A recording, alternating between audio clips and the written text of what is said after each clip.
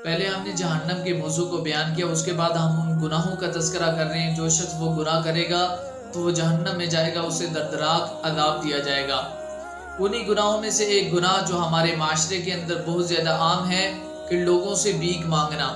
आप सल्लल्लाहु अलैहि वसल्लम ने इरशाद फरमाया कि जो शख्स भीख मांगने को अपना पेशा बना लेता है तो क़यामत वाले दिन वो इस हाल में आएगा कि उसके चेहरे पर गोश्त नहीं होगा, सिर्फ हड्डियों का ढांचा होगा।